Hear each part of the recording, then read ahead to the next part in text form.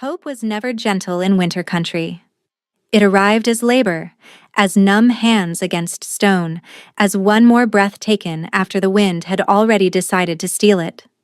Ophelia Ravencrest had learned that early, learned it in kitchens where she was fed last and in courtyards, where praise skipped over her, like she did not cast a shadow. Love in Frostborn territory had always come with terms, and belonging had always come with a price. Even so, she had believed there were lines her own blood would not cross. That belief failed the night they dragged her through the storm and called betrayal by her name. They took her from the salt sheds with her gloves still dusted white, wrists lashed in rough hemp, her belly heavy beneath a torn wool dress that no longer closed at the front. Snow drove sideways through the pack hall doors as two guards hauled her to the center dais. Heat from the braziers stung her cracked skin, and then the room tilted as 30 familiar faces fixed on her, with the careful hunger of wolves who had already chosen a verdict. Her cousin stood above her in ceremonial black, silver clasp at his throat, expression composed in that way he used when he wanted cruelty to look like governance. Lucian Frostborn did not raise his voice. He never needed to. "Ophelia Ravencrest," he said, each syllable clipped clean. "You are accused of bedding a rogue and stealing tribute salt bound for winter exchange. You are accused of carrying corruption into this pack and deceiving your elders while under my protection." A murmur ran through the hall. Her knees hit stone. Pain shot up her legs and settled hard across her lower back. The child shifted, a slow pressure under her ribs, and fear sharpened into a bright, narrow line. "I took nothing," she said, breath fogging in the heated air because she could not stop shivering. "Check the lower ledgers. Check the west bins. The weights were altered before I touched them." Lucian tilted his head as if she had offered a puzzle too simple to entertain. "You hear how practiced she sounds." One of the older matrons spat at Ophelia's feet. "No shame." Another voice from the crowd, male and eager, cut in. "Who was the rogue then?" Ophelia swallowed the taste of iron where she had bitten her cheek. She knew what happened next if she named any of the nights Lucian had sent her out alone, knew how many men in this room owed him rank, food, or fear. Her silence was taken as confession before she had chosen it. Inside her, panic uncoiled fast. Do not beg. Do not give him your knees and your voice both. If you cry, he will call it proof. If you fight, he will call it madness. Breathe. Count the braziers. 1, 2, 3, 4. Feel the child move. Stay upright. Stay alive. The present narrowed to the shape of survival, immediate and humiliating. Keep your head high while they strip your name, because names are all that can be rebuilt after ruin. Lucian lifted a seal ring and held it toward the firelight. "The missing tribute was marked with my steward's sign, found in a sack hidden in her quarters." He let the words settle, then added, "And she was seen at the southern tree line with a rogue male 3 nights past."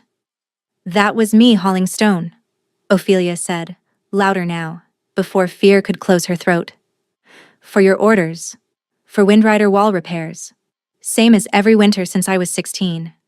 Ask the quarry team where those blocks went. Ask why only I was sent." A silence followed, then a few uncomfortable glances, gone almost at once. Lucian smiled without warmth.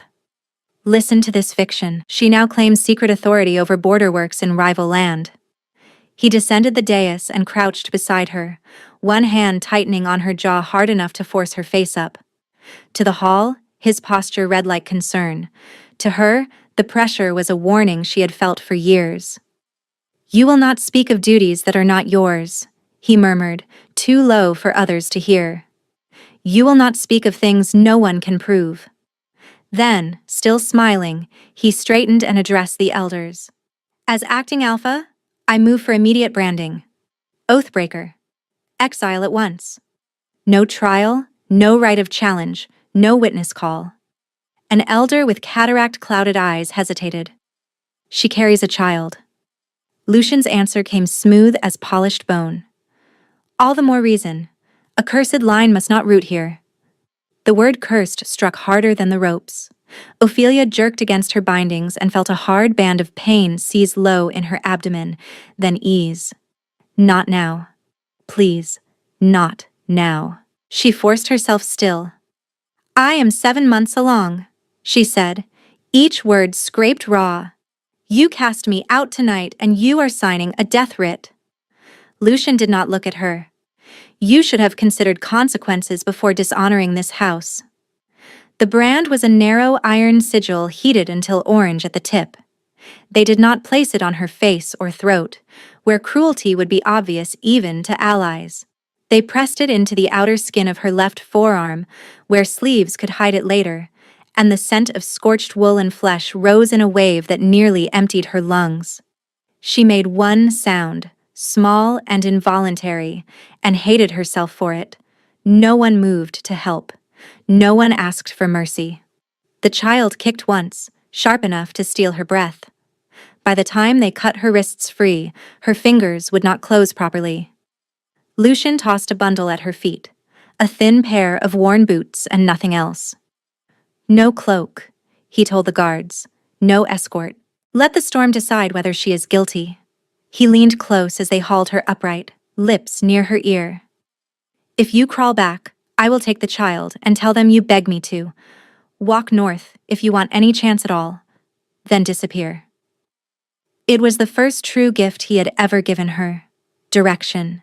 North meant Windrider border. North meant the wall she had rebuilt in secret each winter while he took bows in public halls. North meant fault lines she knew better than her own pulse. They shoved her through the gate into black wind. Cold hit like a thrown blade. Snow packed instantly into her hair, her lashes, the split seams of her dress. She pulled the boots on with shaking hands and stumbled downhill, one arm wrapped under her belly against the jolting ache, the other out for balance as drifts swallowed the path markers. Behind her, the frostborn gate shut with a boom that carried through her bones. The forest between territories was all angles and sound, pine boughs cracking under ice, branches whipping her face, wind forcing tears from eyes already burned dry. She moved by memory more than sight, counting ridge turns, following the low thunder of the river under frozen banks. Twice she dropped to one knee. Once she retched, and brought up nothing but sour water. A tightening gripped her middle again and released after 10 breaths. Not labor, she told herself. Not yet. Keep moving. By midnight the storm thickened, and the first line of Windrider stones emerged from white darkness like teeth. Relief came so fast it hurt. Then she saw the seam. A vertical crack split the outer wall from mid-height to foundation, exactly where she had packed reinforcement runes 3 weeks earlier. Frost smoked from the gap as if the stone itself were exhaling. She lurched forward, palm to granite, and felt the wrongness at once. Keystone sigils scraped out from within, mortar salted with a bitter tang that deadened wardcraft. Sabotage, deliberate and recent. No, she whispered, and set both hands against the nearest shifting block. The next tremor traveled through the wall like a drumbeat. 3 upper stones slid. She braced, boots skidding, shoulder jammed under a jutting edge, breath punching out in white bursts. The cut skin under her gloves reopened. Warmth slicked her palms despite the cold. If this line went down, the pass would open straight into winter stores and sleeping dens. Families, elder quarters. She pictured children waking to wolves and rubble and forced her shaking arms to lock. Another contraction-like band clenched low and hard, this time long enough that black motes crowded her vision. She gritted her teeth and wrote it out against a stone, forehead pressed to frozen rune marks she herself had carved seasons ago. I can hold one line for 1 minute, then another. Do not think farther than that. Do not fall. Do not let this be how they remember you, as the thing that broke. Granite groaned overhead. A slab tore free from the inner lip and dropped toward her shoulder. She twisted, too slow. A hand caught her wrist and yanked her backward with controlled violence, hauling her clear as the slab crashed where she had stood. She hit a hard chest, breathless, and the world narrowed to heat at the point of contact, searing up her arm like molten wire despite the snow. Cedar, iron, winter smoke. The child drove a single hard kick against her ribs. She looked up into a scarred face she had seen only at a distance in border disputes. The Windrider war captain whose reputation moved ahead of him like thunder. Drake stood bareheaded in the storm, jaw set, cloak snapping behind him, his grip steady and unyielding around her wrist. Amber bled bright into his irises, predator and man colliding in one stunned, dangerous stillness. For one suspended heartbeat, Ophelia forgot cold, forgot pain, forgot the hall where they had called her disposable. Then the wall shuddered again, and the night broke wide open. Stone screamed. The crack widened from a knife line to a gaping seam, and a spray of ice and grit blasted across Ophelia's face as Drake dragged her behind a fallen buttress. The slab that had missed her shoulder shattered against the path, fragments skidding into drifts, where torchlight from the watchtower turned each shard briefly silver. She tried to wrench free and lunge back toward the breach, but his grip tightened, not bruising, simply immovable.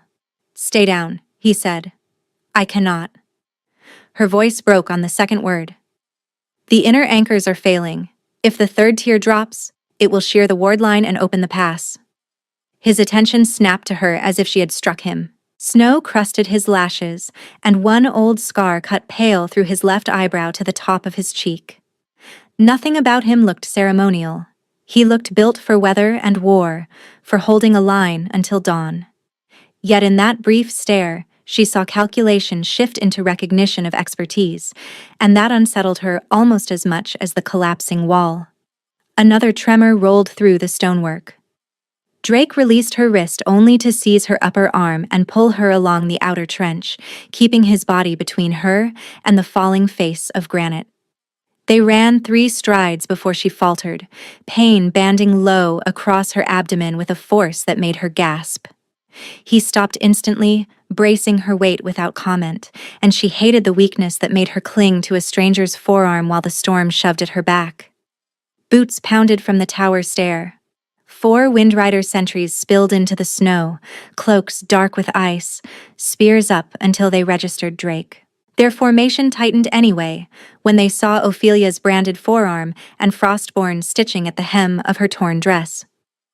"Captain," the lead guard said, breath smoking. "Orders?" Drake did not take his eyes off the breach. "Signal second watch. Wake stonemasons. Nobody touches the mortar cache until I clear it." The guard hesitated, gaze cutting to Ophelia's belly, then to her face with open distrust. She crossed from Frostborn's side. Ophelia forced herself upright. "Your west keystone runes were carved out from inside. Mortar has salt-bitter contamination, probably wolfsbane ash and lime. If you patch with your reserve mix, the wards will die by dawn." Every sentry looked at her then, properly looked, and skepticism shifted into startled uncertainty. One muttered an oath under his breath. She expected argument, accusation, the old rhythm of being dismissed until disaster made her useful. Instead, Drake gave a short, lethal nod. "Do exactly what she said," he ordered. "Quarantine all repair compound. Bring raw sand and uncut lime only. Move." They moved. The lead guard lingered a heartbeat. "And her?" Drake's jaw hardened. "Under my protection." The words hit harder than the wind. Protection had always been transactional in her life, offered in exchange for silence or obedience, withdrawn the moment it became inconvenient. Hearing it spoken as a fact rather than a bargain made the tight knot behind her ribs pull strange and painful. A horn call split the storm from the inner wall, one long note, 2 short. Alarm pattern. Ophelia flinched and reflexively covered her branded arm with her opposite hand. If Windrider chose to return her to Frostborn for politics, Lucian would make a ceremony of it. "Keep your head clear, keep breathing. You are in enemy territory, in labor pain that might still be false, in front of soldiers who owe you nothing. If you collapse now, they decide what you are. Stand. Speak precisely. Earn the next minute." She pointed at the seam with shaking fingers. There is a secondary failure 10 paces north, beneath the old cedar marker. I packed a hidden brace there in first thaw 2 years ago. If that brace still holds, you can brace outward and buy 6 hours. Drake went still at the phrase I packed, and that same dangerous awareness moved through him again, as if her voice had touched a place he kept chained. You built this line, he said. Rebuilt, she corrected, too tired to soften it. Every winter, alone. For a moment only the storm answered. Then from behind them came the crash of the upper lip giving way. The wall shed a curtain of stone into the trench, and the impact knocked Ophelia sideways. Drake caught her before she hit the ground, one arm around her back, the other cupping the side of her neck to shield her from flying debris. Heat poured through every point where he touched her. Not ordinary warmth. A live current, deep and immediate, racing through muscle and marrow until her breath snagged. He felt it too. His mouth parted on a sharp inhale. Gold flooded through the amber of his eyes until the color looked molten, not reflected torchlight, but something lit from the inside. The shape of him seemed to sharpen under his skin, posture shifting from man to predator in the space between heartbeats. She should have been terrified. Instead, a fierce, bewildering pull dragged her forward, body and instinct both reaching toward him as if they had recognized home before her mind could form the thought. The child kicked again, hard enough to make her fold at the waist. Drake's hand dropped instantly to steady her belly, and that second contact detonated through both of them. The storm noise blurred. She tasted iron and winter smoke on the back of her tongue, though she had bitten nothing. Cedar filled her lungs, clean and dark and male. A low thrum built in her chest, not pain, not fear, something older and far more dangerous. No, not this. Not here, not with him. If you lean into this and he turns away, you will not survive the fall. Step back, guard your throat. Do not let wanting make you foolish. She forced herself out of his hold, boots slipping in churned snow. Drake let her go only when she was steady, but his hand hovered near her elbow, restrained by effort. Around them, sentries pretended to focus on the wall while every one of them watched from the corner of an eye. Packlaw did not need words for this moment. They all knew what they were seeing. A younger guard arrived with a fresh torch and halted so abruptly, wax splashed his glove. "Captain," he began, then faltered when he looked from Drake's face to Ophelia's. "The inner gate asks if they should close the crown passage." Drake did not answer at once. His gaze locked on Ophelia's forearm where the Oathbreaker brand stood angry and red against skin gone pale with cold. When he spoke, his voice was rougher than before. "Open it," he said. "Prepare the infirmary, notify council that the border sabotage is confirmed, and a protected witness is entering under Captain's claim." The young guard blinked. "Witness?" "Builder," Ophelia said, surprising herself with the steadiness of it. Drake's eyes returned to hers. "Builder," he repeated, and the word carried weight, an acknowledgement laid down like a stone that could bear load. They moved toward the gate in a tight wedge, 2 guards ahead, 2 behind. The path climbed through black pines bent with ice, and every step jarred Ophelia's spine. Her hands had gone numb except where cuts burned under stiff gloves. Blood from her forearm had dried in dark streaks to her wrist. Halfway to the inner arch she stopped, breath short, one palm against frozen parapet while another contraction rolled through her in a deep, grinding wave. Drake signaled the others forward and stayed with her in the shadow of the wall lantern. He did not touch her immediately. "Tell me where to place my hand," he said. "Permission. Even now." She swallowed hard. "Lower back. Left side." He set his palm exactly where she asked, pressure firm enough to counter the spasm. Relief came in a thin line, then widened. Ophelia shut her eyes for one dangerous second, aware of his scent, the rough wool of his cloak brushing her shoulder, the disciplined stillness of a male who could overpower everyone in this pass, and chose not to overpower her. When the pain eased, she straightened and nodded. "Thank you." Drake studied her face as though memorizing it for battle. "How far apart?" Too irregular to call labor, I think. She gave a strained laugh that held no humor. My body appears undecided. His mouth almost curved, a fleeting crack in command composure. Mine is not. She blinked up at him, and he seemed to realize what he had admitted. The guard in him reasserted first. We walk slow from here, he said. No heroics. You have already held a wall tonight. The inner gate rose ahead, carved cedar doors banded in iron, sigils glowing faintly along the arch, where old ward fire hummed beneath the stone. Windrider wolves lined the approach, summoned by the alarm, faces hard and unreadable in moonlight. Their nostrils flared as she passed. A few looked openly hostile. A few looked curious. One older woman in healer gray looked from Ophelia's belly to Drake's expression and went very still, like someone hearing prophecy shift its footing. At the threshold, a pulse of power rolled out from the gate runes as they recognized pack blood. Ophelia, outsider, should have felt resistance. Instead, the ward light rippled toward her and then around her, weaving with the unseen thread already taut between her and Drake. He swore softly. She gripped the doorframe, stunned by the answering pull, by the way the fortress itself seemed to inhale as if scenting her. Drake stepped close enough that only she heard him over the wind. Look at me. She did.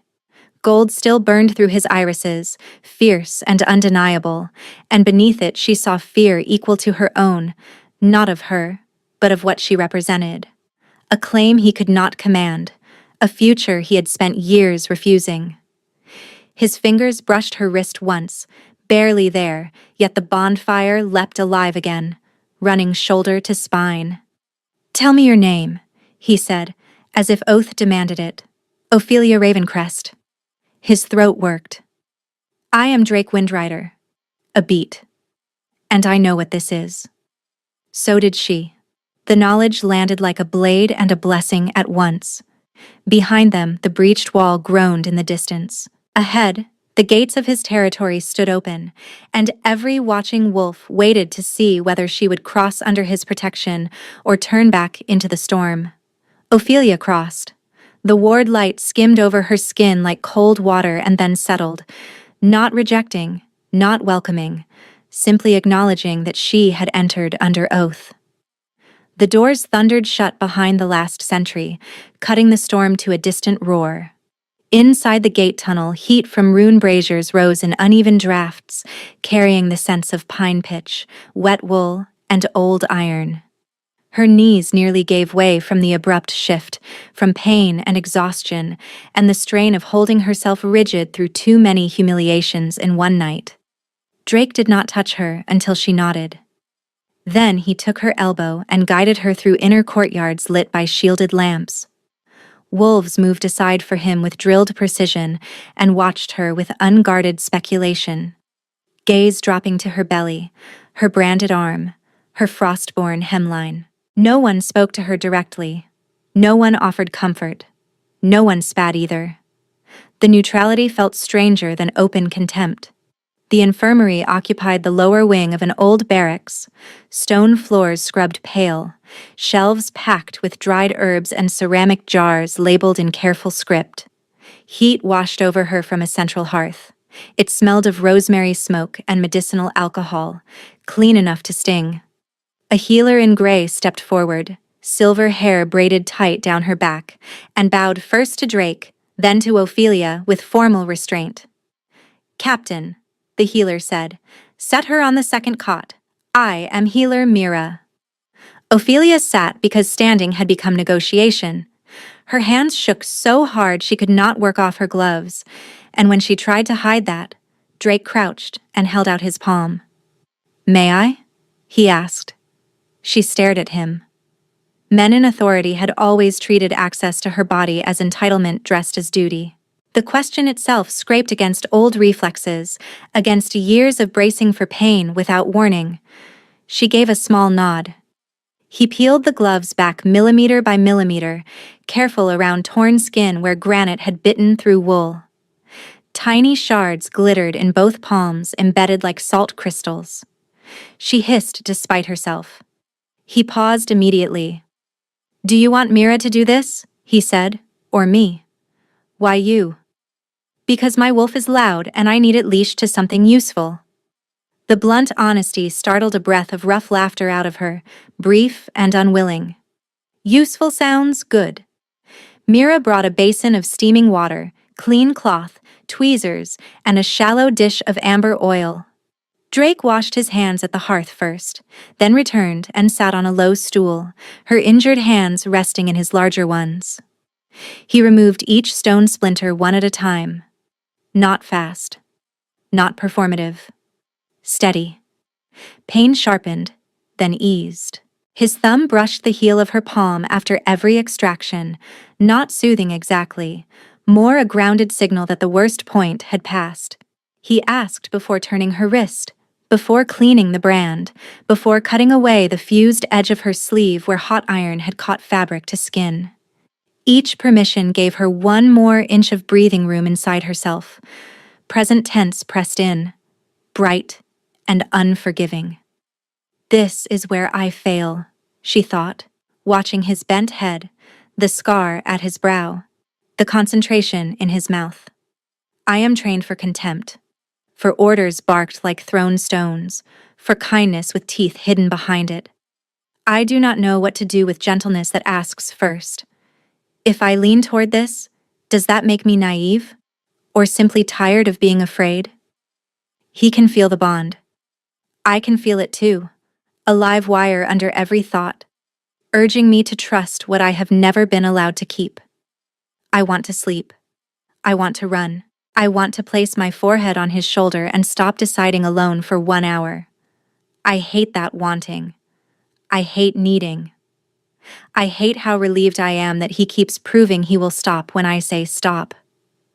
When he finished with her hands, Mira examined her abdomen with professional efficiency, measuring intervals between pains and checking the child's position with cool, practiced palms.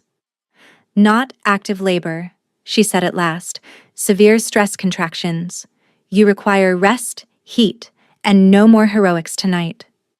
"Tell the wall that," Ophelia muttered. Mira's mouth twitched, almost a smile. "The wall can wait until your pulse is no longer trying to outrun itself." As the healer moved away to prepare tea, Drake lifted the amber oil dish and rubbed his palms together near the hearth until the scent warmed and deepened. He knelt at the foot of the cot. "Your feet are swollen," he said. "Pressure might help. Permission?" She gave him a wary look. "You are a war captain." "I have carried men off battlefields. This is less complicated." "Is it?" His gaze met hers, direct and grave. "No, but it is still your choice." She extended one leg. He eased off her wet boot and wrapped her foot in a warm cloth first, letting numbness soften before he touched skin. The first careful press at the arch made her flinch. The second released a painful knot she had ignored for weeks. Heat moved upward through stiff tendons, into calves cramped from cold marches and hidden labor. Her breathing evened despite herself. He repeated the process on the other side, never lingering, never taking liberties, simply attentive to where her body hurt and how to lessen it. A runner arrived from the gate with a slate board and sealed note. Drake read quickly, jaw tightening. Ophelia caught only fragments as he handed it to Mira. Contaminated mortar confirmed. 2 more wall seams unstable, council convening at first light.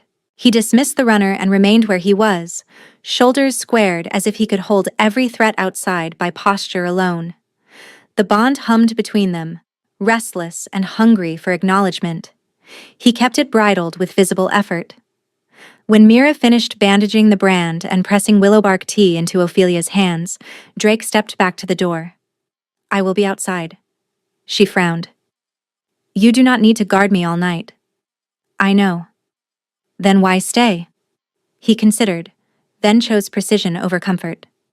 "Because if anyone tries to move you without consent, I want to be the first problem they meet." By first light, the storm had thinned to a dry drift of snow against the shutters. Ophelia had slept in jagged intervals, each one collapsing into the same nightmare. Frostborn guards dragging her across stone, Lucian's voice at her ear, the gate closing while she begged for the child she had not yet delivered. She woke with a strangled gasp and her hands clawing at blankets. The room was dim gray. Hearth embers glowed low. Drake sat on the floor by the door, back against the wall, sword sheathed and untouched at arm's length. He had not taken the chair. He had not taken the cot beside hers. Near her bed stood a wooden frame that had not been there earlier, rough cut but sturdy, angled to support her lower back while sitting upright. Fresh shavings still curled at its base, built in the hours she slept.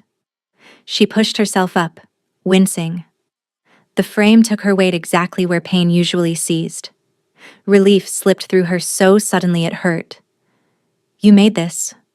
His eyes lifted, heavy with sleeplessness. "Mira said your back spasms when you rise. I found scrap lumber." She traced the smooth edge with bandaged fingers. "You should have rested." "So should you." For several beats, they only watched each other in the gray quiet. The intimacy of unguarded exhaustion, more revealing than any vow. Then footsteps struck the corridor stones. A council messenger entered and bowed stiffly. "Captain Windrider, council demands immediate attendance. They require the Frostborn female for questioning." Ophelia set the tea aside. "I can walk." Drake stood in one fluid motion. "You will not be dragged." The great hall of Windrider rose in concentric tiers around a central speaking ring, roof beams carved with pack histories and moon phases, old victories immortalized in wood and soot. Elders occupied the upper benches in winter cloaks. Captains lined the lower rail. The atmosphere carried that brittle ceremonial tension where politics pretended to be principle. Ophelia was given a plain chair at the edge of the ring, deliberately lower than everyone else. She lowered herself carefully, one hand on the new brace Drake had ordered brought from the infirmary, and felt dozens of eyes measuring her usefulness against her risk. An elder with braided white hair struck her staff once. "State your name and bloodline for record." "Ophelia Ravencrest, Frostborn by birth." Another elder leaned forward. "Accused of theft, oath-breaking, and fraternization with rogues.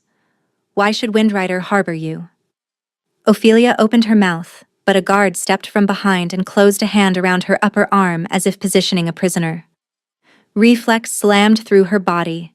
She recoiled, breath sharp, chair scraping stone. "Do not touch me." The guard tightened anyway. "Sit still." Drake moved. One stride put him between them. He did not shove. He did not draw steel. He simply turned his head and looked at the guard, and pressure flooded the hall like a storm front breaking over dry ground. Alpha power rolled outward, dense and ancient, forcing air from lungs, bending knees, rattling glasses on the council table. Wolves dropped their gaze by instinct even as shock rippled through the tiers. Ophelia felt it too, immense and controlled, and understood with a cold, clarifying certainty that the male beside her was more than a border captain. His voice carried without shouting. "Until guilt is proven by lawful right, harm or coercion against Ophelia Ravencrest is treason against crown blood and against my command." Silence crashed down. One elder visibly paled. The guard released her at once and stepped back, breathing hard. Drake waited until the male retreated 3 full paces, then did something even more disarming than dominance. He knelt beside Ophelia's chair and adjusted its height by sliding carved blocks beneath the legs, then shifted the back brace until her spine aligned and her breathing stopped catching. He did it in full view of everyone. Not as spectacle, as care. The hall watched, unable to pretend they had not. Drake rose and faced the council again. "You may question her," he said. "You will address her as witness and builder, not evidence." The elder with the staff recovered first. "Captain, your tone borders insubordination." "My tone reflects law." She identified sabotage details at the breach that your own masons verified before dawn. His gaze swept the benches. "If any wolf here believes contempt is a substitute for investigation, challenge me now, and spare us the theater." No one challenged. Questioning began in clipped, strategic bursts. Dates, distances, rune patterns, mortar composition. Ophelia answered each with the precision of someone who had survived by remembering every detail others ignored. She named the winter when a thaw split Tier 3. She described how keystone sigils should interlock and where tampering leaves powder that smells faintly bitter even under lime. She recited the sequence Lucian demanded when sending her alone to Windrider lines, and which ledgers in Frostborn stores would show altered weights if anyone bothered to audit honestly. As she spoke, skepticism thinned into reluctant attention. Scribes leaned forward, quills racing. A captain asked for clarification on braceload angles. She gave him ratios from memory. Another requested proof she had physically worked the wall herself. She held up her scarred palms, fresh cuts over old callous ridges, and said nothing. That was enough. A primary consideration settled in her chest as the hour stretched. They were listening because Drake had forced the room to treat her like a person. The resulting tension was non-trivial. Gratitude scared her almost as much as desire. Present tense returned, quieter now, less jagged. Maybe this is what safety begins as, she thought. Not trust all at once. Not a miracle. A sequence of small, verifiable facts. He asks before he touches. He stays where he says he will stay. He spends power to protect my voice, not silence it. He could have claimed me in the storm and called it fate. He did not. He could have let them handle me like contraband. He did not. I do not have to hand him my whole throat tonight. I can offer one truth, and see what he does with it. When the elder finally called a recess, Ophelia's shoulders shook from effort she had hidden through the session. Drake noticed immediately and offered his forearm instead of his hand, giving her leverage without crowding. She took it. A small gesture, deliberate, chosen. As they turned toward the corridor, she spoke low enough that only he could hear. I am still afraid, she said. His answer came just as quiet. Fear is not disobedience. She looked up at him, at the exhaustion he did not mask, at the fierce restraint he maintained like a vow carved into bone, and for the first time since the gate closed behind her in Frostborn territory, she let a fraction of the armor around her heart loosen without forcing it back into place. The corridor outside the great hall smelled of damp wool and hot metal, and Ophelia had only just shifted her weight against Drake's forearm when a page skidded around the corner, nearly falling on the flagstones. Captain Windrider, Council summons you back, Frostborn envoy at the East Gate under tribute law. Drake went still beside her. Name. The page swallowed. Lucian Frostborn. He requests immediate hearing and formal return of his accused kinswoman. The little space of breath Ophelia had found in her chest vanished at once. Her body remembered Lucian faster than her mind did, a tightening along her spine, a reflexive urge to make herself smaller and quieter, and agreeable enough to survive. She hated that the instinct still lived in her. She hated even more that part of her still expected no one to stand between them when it mattered. Drake angled his body so she did not have to face the page, his voice controlled and flat. Tell the gate he enters unarmed with no more than 4 sworn attendants, every satchel searched, every seal logged. He waits in the lower receiving court until I arrive. Yes, Captain. The page fled. Ophelia tried to step forward and failed to hide the tremor in her knees. Drake tightened his grip just enough to steady her. You do not have to see him alone, he said. I never saw him alone, she answered, the bitterness cutting sharper than she intended. That was the trick. He made everything look public. He watched her for one long beat, reading more than she wanted seen. Then we keep it public. On our terms. They turned back toward the hall, and this time wolves moved out of their path not only for Drake's rank, but because word had already spread. Frostborn at the gate. The male who had branded a pregnant kinswoman now demanding lawful courtesy.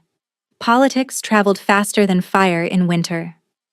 Lucian entered 15 minutes later with snow still crusted along the hem of his black cloak and composure, so polished it looked ceremonial.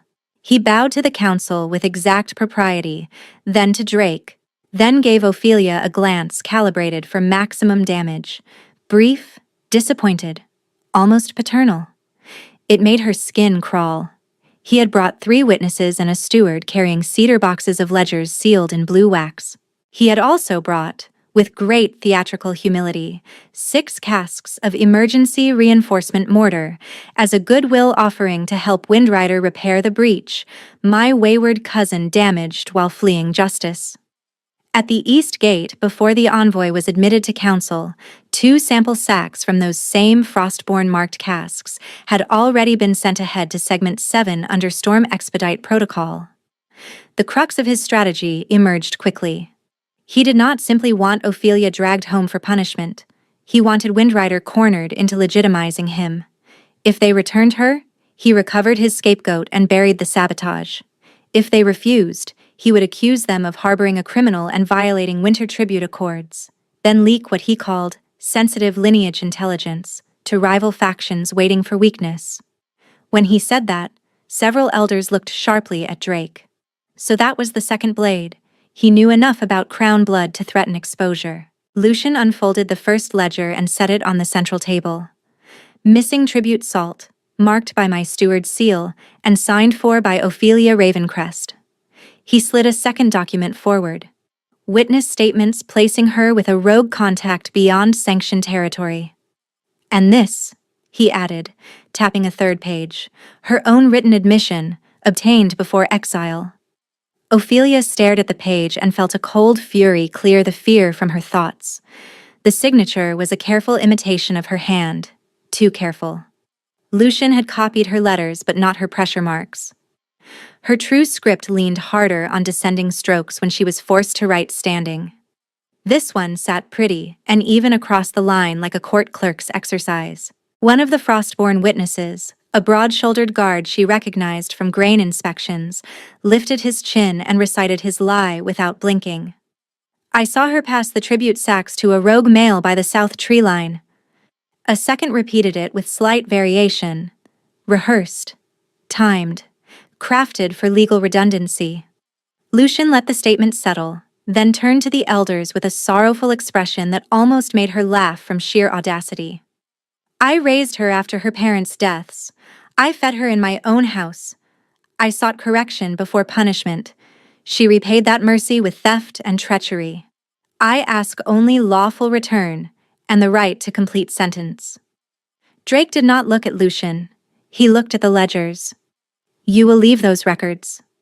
Gladly, Lucian said, in the spirit of cooperation. The implication hung in the air. Take my documents, take my mortar, take my version, and I will keep your secrets buried. Ophelia inhaled through the rising nausea and caught it then, beneath pine smoke and damp stone, faint but unmistakable from the cask seals, a bitter mineral tang threaded with herb ash, not standard lime, not clean. She stepped forward before anyone could forbid it. Open one? Lucian smiled at her without warmth. You are in no position to issue commands. I was not speaking to you. She kept her gaze on Drake. If that mix touches your wall, the wards will shear by morning. An elder clicked his tongue. Enough alarm. Drake's answer came like a door slamming. Open it. A guard pried the nearest lid with a chisel. The mortar inside looked normal at first glance, pale and gritty, but when the shovel turned to the lower layer, darker flecks surfaced. Mira, who had entered to observe, went rigid at the scent. That is wolfsbane residue, she said quietly. Finely ground, not enough to kill on contact, enough to poison bond with rune lime. The hall erupted. Lucian spread his hands with perfect indignation. A grave accusation from a healer who has never served Frostborn stores.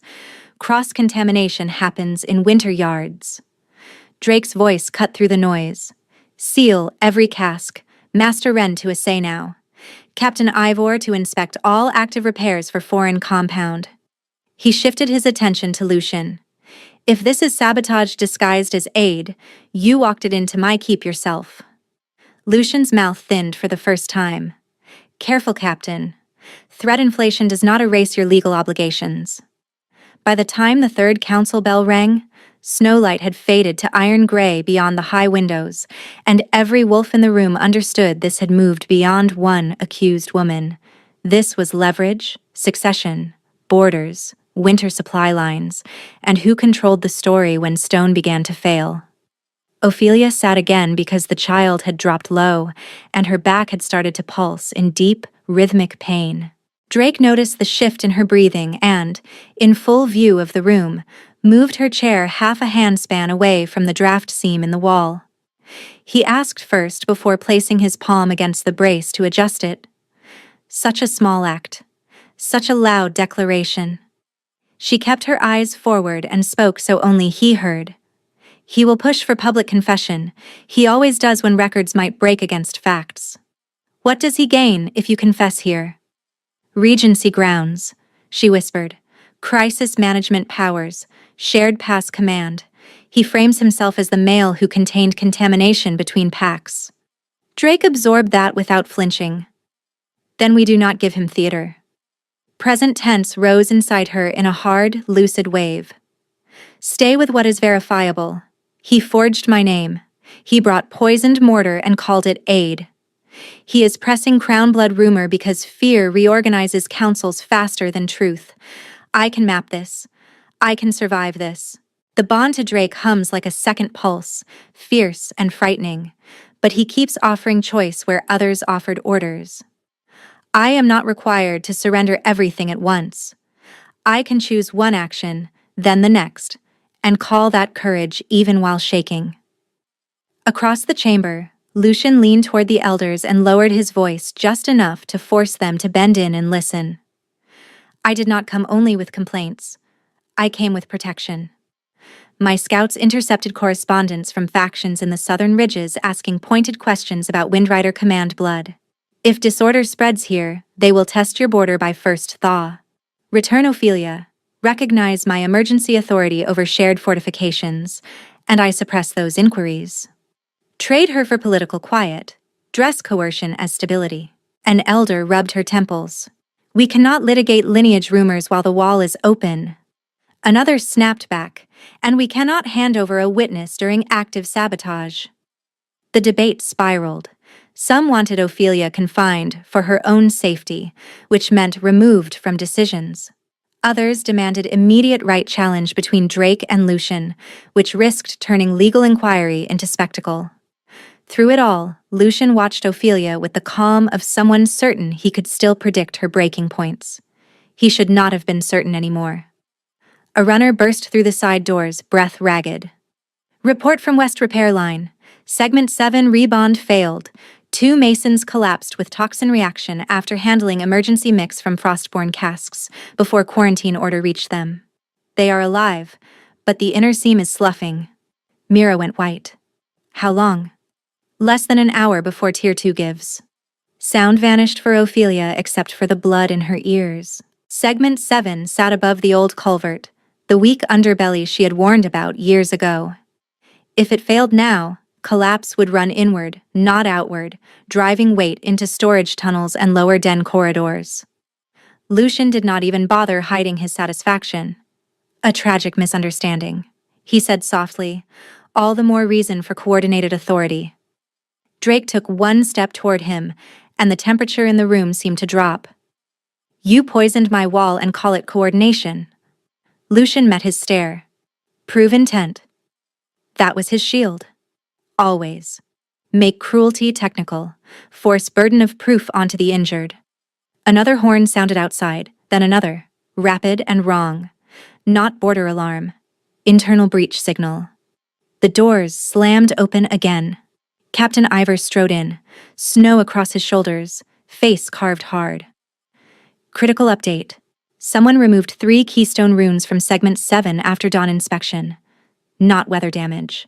Deliberate extraction from the inner face. Ophelia was already on her feet.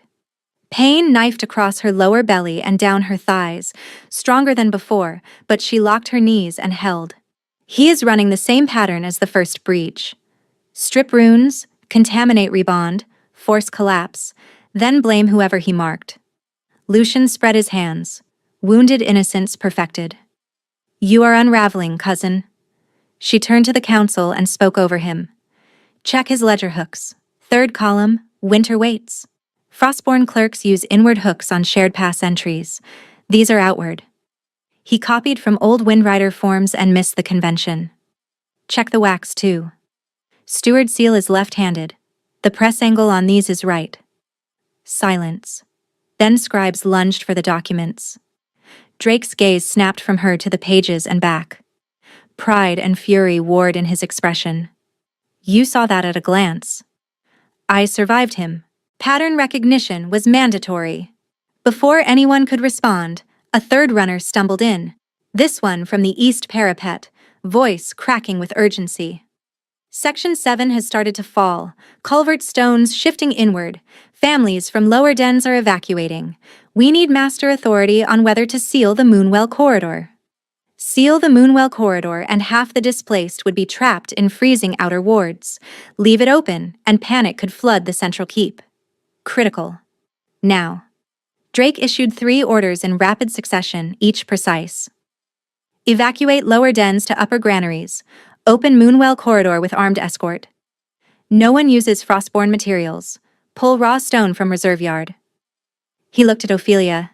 Can you stabilize a temporary bind if I get you to segment 7?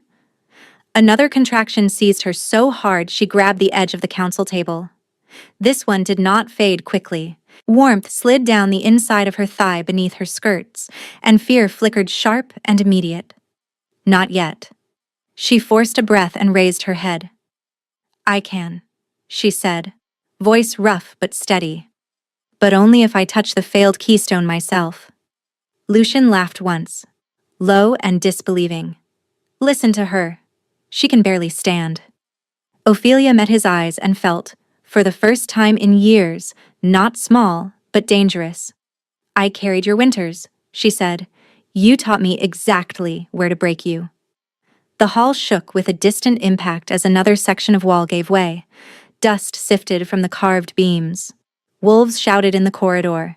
Drake moved to her side, offering his arm, not taking hers until she gripped it. They stepped toward the doors together as the keep's warning bells began to ring in relentless rising peals, and the situation tipped from political siege into open collapse.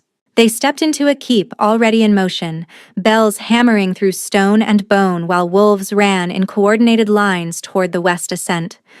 Smoke from emergency braziers smeared the corridor ceilings. Children and elders were being moved uphill under guard, blankets wrapped tight, faces pale and silent with the discipline of families trained for winter disasters. No one blocked Drake and Ophelia as they cut through the crush, Lucian and his attendants forced to follow when Captain Ivor barked that every principal witness would answer at the breach itself. By the time they reached segment 7, the last blue of day had drained from the sky, and moonlight had turned the broken wall into jagged silver teeth. The culvert mouth below was already half choked by fallen stone. Masons shouted load counts from rope positions. 2 healers knelt beside the collapsed workers, dosing antidote tea and pressing warmed cloths to their throats. Master Wren stood over an opened Frostborn cask with reagent powder staining his gloves violet. He did not bother with diplomacy. Contamination confirmed, wolfsbane ash and dead lime binder, designed to fail on contact with runes. The report cut through the crowd like a blade. Lucian lifted his chin, composed despite the accusation unraveling around him. Designed by whom, old male? You found tainted mortar in Windrider hands. Ivor pointed to the inner face of the broken seam, where 3 carved sockets gaped empty beneath fresh chisel scars. And we found your pattern here too, extraction from inside. Same as first breach. Lucian spread his hands toward the council elders who had arrived breathless, cloaks thrown over formal robes. Or your captain staged all of this to consolidate authority before rivals test his bloodline claim. Convenient, how every answer points where he needs it to. A stone above them cracked with a sound like thunder. Wolves ducked as gravel rained down. Ophelia's lower back seized, then pain clamped hard across her abdomen and dragged downward.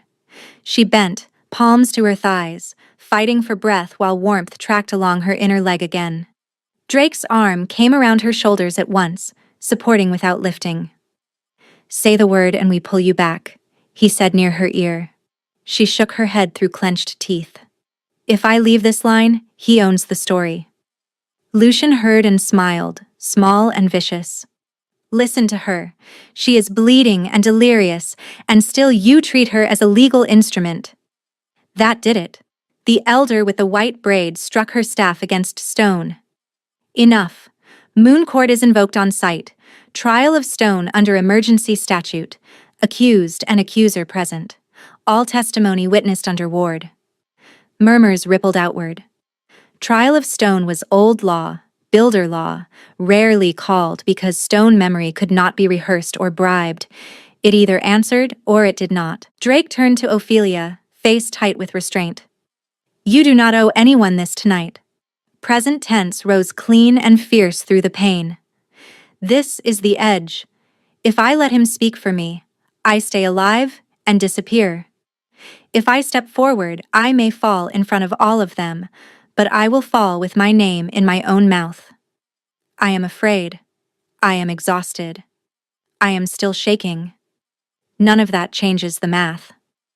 Lucian built his power out of hidden labor and public shame. The wall remembers who touched it. The wall remembers me. Choice is not the absence of terror. Choice is what I do while terrified.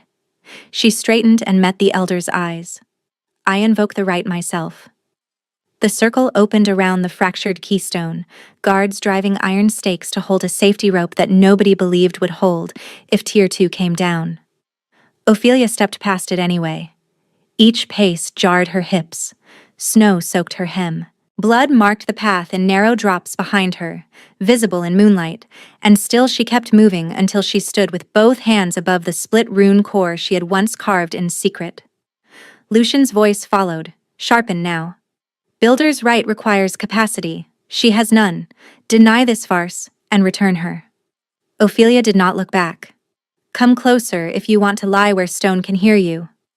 A few wolves exhaled rough laughter at that, tension breaking and brief, gone as fast as it came. Drake moved to her left flank, sword sheathed but hand near the hilt, while Ivor positioned 2 spears behind Lucian's attendants. The moon rose clear of cloud and spilled white light across the breach. Wards carved in the surviving segments began to hum.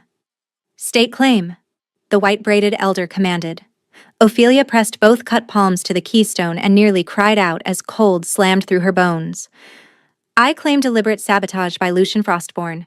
I claim forged ledgers, forged witness seals, contaminated emergency mortar, and unlawful branding without trial. State price, if false." Her jaw trembled once, then steadied. "If false, I accept exile beyond all pack borders and forfeit of name right."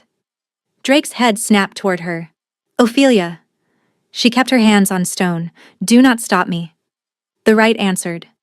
At first it was only vibration, a deep shudder running up her arms into her chest. Then light bled from the carved channels beneath her fingers, not gold, not silver, but the pale blue-white of old ward fire waking after long neglect. The split keystone brightened until every fracture line shone. Wind dropped. Sound narrowed. What rose above the stone was not illusion exactly, but memory cast in living depth. Lucian in this very trench 3 nights prior, hood up against sleet, chiseling out core runes, while 2 sworn guards watched. Another echo layered over it, his steward tipping dark powder into repair mix and resealing casks with counterfeit presses. Another, ledger table in Frostborn Hall. Lucian guiding a clerk's hand through Ophelia's signature while saying, "Again. Make the downstroke weaker." The memory shifted once more, cruelly intimate. Lucian close to Ophelia in a storeroom months earlier, voice low at her ear. "You keep the wall standing, I keep you fed. That is the contract." Then his hand forcing her branded arm into firelight after exile sentence, whispering, "No one will ask who built anything." Gasps broke from the circle. One Frostborn witness tried to run. Ivor's guards intercepted him and forced him to his knees. Master Wren held up both reagent-stained hands as if swearing in court.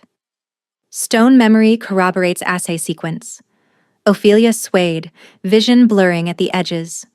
Drake reached but stopped short of touching until she nodded once. He braced her at the waist, steady as bedrock, while the echoes faded and moonlight reclaimed the broken wall. Lucian's mask finally cracked. Trickery, he spat.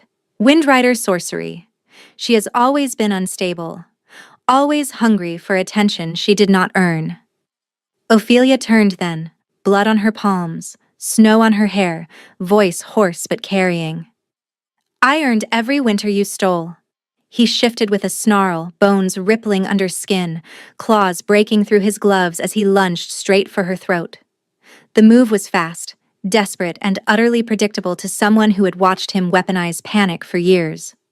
Ophelia dropped her right hand to the ground and slammed her palm into the rune seam. Stone answered like a struck bell. Chains erupted from the shattered wall, thick links of granite bound in wardlight, coiling around Lucian's wrists, elbows, and knees mid-stride. He hit the end of them hard and crashed to one side, snarling as he fought for leverage. The links tightened with every struggle, locking him in a kneeling bind that left his claws inches from Ophelia's boots and no farther.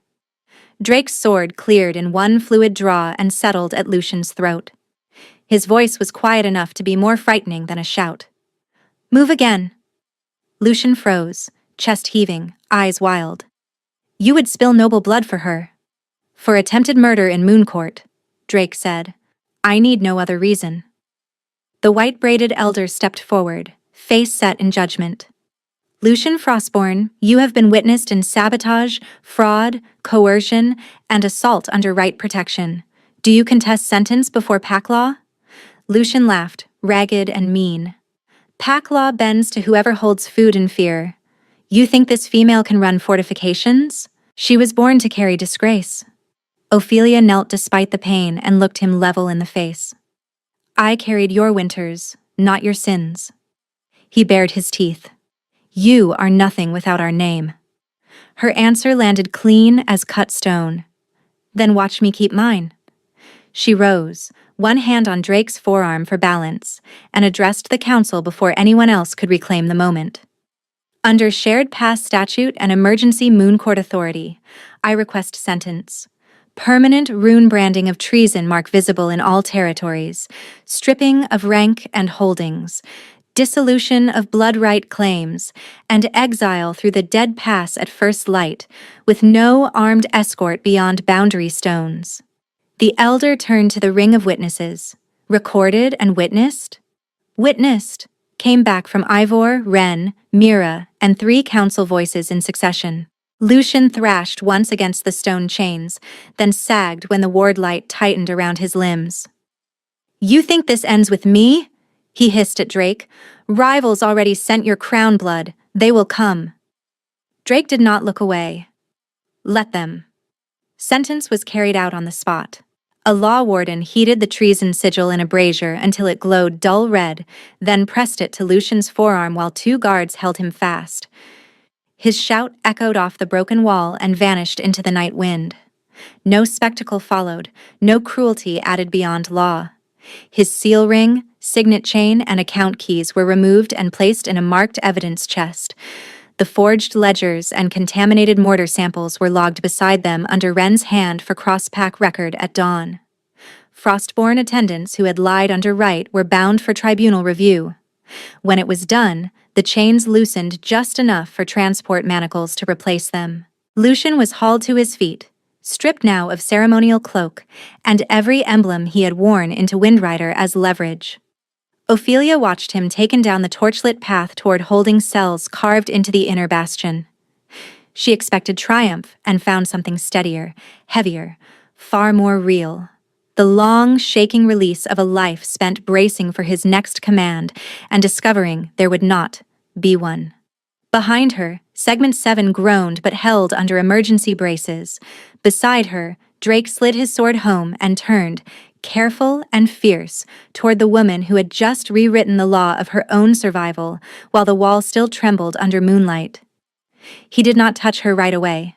Wind cut across the breach, carrying lime dust and pine sap, and Drake stood with that same disciplined stillness he had held all night, as if asking without words whether she had anything left to give. Ophelia looked at her blood-marked hands, at the cut lines where Stone had answered her, then at him. "Take me to the Moonwell," she said. "Before council decides this moment belongs to procedure." His exhale shuddered once, almost relief, almost reverence. Yes. The Moonwell sat in the oldest court of Windrider, ringed by carved pillars and a basin of dark water that reflected the sky even when clouds covered it. By the time they arrived, only a small witness circle remained. Mira with a healer's kit, Ivor in formal guard cloak, Wren carrying the locked evidence chest, and the white-braided elder with 2 scribes. No crowd, no theater. Law and moonlight.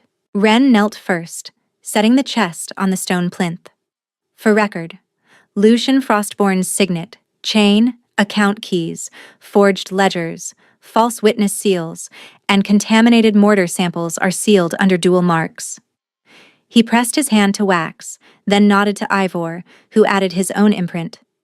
At dawn, copies go to Frostborn Tribunal and Shared Pass Archive. Ivor's gaze flicked to Ophelia, respectful and direct. And the 3 attendants who lied under right are held for testimony. No quiet deals. The elder tapped her staff once. Witnessed. Mira stepped closer to Ophelia and adjusted the cloak around her shoulders. Her voice stayed low. At the gate, when Ward Light bent around you, I knew what the old records call it. Crownmate recognition tied to stone gift. I held my tongue until evidence could stand on its own feet. Her eyes softened. You were never unstable. You were carrying too much alone. A wall she had not known she had built began to crumble. Ophelia nodded because speech felt too fragile. The elder turned to Drake. You stand as Crownblood. Do you claim authority now, or continue in concealment? Drake held Ophelia's gaze when he answered. No more concealment. I accept kingship under pack law, and I submit that acceptance to Moonwell Witness with my chosen mate, if she consents. Everything narrowed to that if. He moved to the basin edge and sank to one knee in front of her, broad shoulders bowed, throat bared, where an old scar crossed the left side of his neck. Power coiled under his skin, immense and leashed. Ophelia Ravencrest, he said, voice rough with restraint. Fear is no longer the hand at your back. Do you choose me freely? Pain pulsed low in her body, deep and insistent, but beneath it another rhythm answered, steady as a second heartbeat. She cupped his jaw, thumb brushing the scar. I choose you freely. Then mark me first, he whispered. She leaned down and set her teeth over the old scar at his throat, careful and deliberate. Skin gave. Iron and salt touched her tongue. The bond surged like floodwater breaking a winter dam, heat racing from her mouth through her chest and outward to her fingertips. Drake's hands gripped her waist, not to control, only to stay anchored as the connection snapped taut between them. A low sound broke from him, not pain alone, not pleasure alone, but recognition too large for either. Mine, he breathed against her wrist. The word landed in her bones and came back changed, no longer possession, but vow. She released him, breath shaking. Gold light threaded from the mark at his neck to the center of her chest, a visible line for one blazing instant before it sank beneath skin. The child shifted, strong and alive, then settled. Drake rose slowly, giving her time to step back if she wished. She did not. May I? He asked, fingers hovering near the junction of her neck and shoulder. Yes. He gathered her hair aside with one hand and braced her upper back with the other, touch firm enough that she could lean into it. His mouth found the place where pulse met collar and shoulder. The first pressure was warning. The second was claim.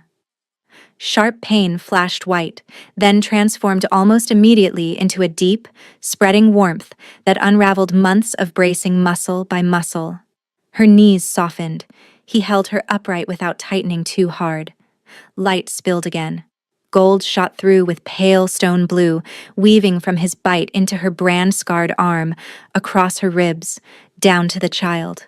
Not harming, binding, calming. Yours, she whispered, and felt the truth of it settle. He lifted his head, eyes fierce and bright. A thin line of blood marked her skin and closed beneath the glow as the bond sealed. She took his right wrist in both hands, met his gaze for permission, and bit there, above the pulse. He shuddered once and bowed his forehead to hers. Mate, he said. Mate, she answered. Around them, the moonwell answered with a low hum. Water in the basin brightened from black to liquid silver, then stilled. The ward lines in the surrounding pillars flared in sequence, acknowledging what had been made. Mutual, witnessed, complete.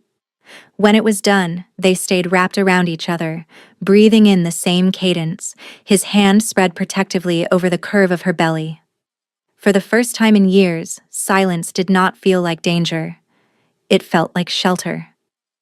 Dawn came clear and hard, sunlight striking frost from the parapets. The exile procession formed at the Dead Pass stones with full legal witness. Lucian wore plain gray, treason rune visible on his forearm, manacles linked to a waist chain.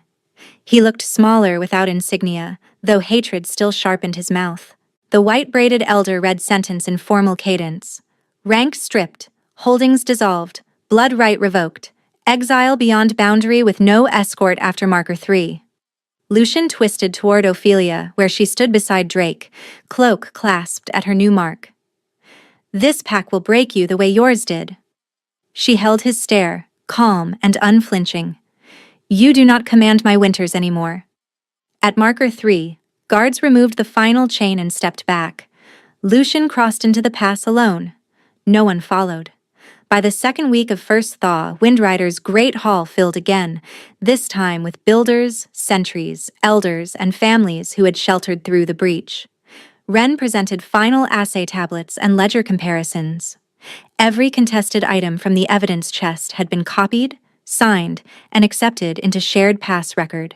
Frostborn's interim tribunal, forced into daylight by stone memory and sealed documents, confirmed Lucian's removal and installed a neutral steward until new leadership rights could be held. The correspondence from Southern Ridges arrived exactly as threatened, and Drake answered it in open council, declaring Crown blood publicly with treaty renewals tied to transparent border audits. No blackmail remained to trade. Then the white-braided elder called Ophelia to the central ring. She walked with Mira on one side and Ivor on the other, not because she needed support, but because both had asked to stand witness. Drake waited at the dais and bowed first, deeply enough that murmurs ran through the room. Only then did the rest of the pack bow. Ophelia Ravencrest, the elder said, by right, by bond, and by proven service, we name you Stone Luna of Windrider.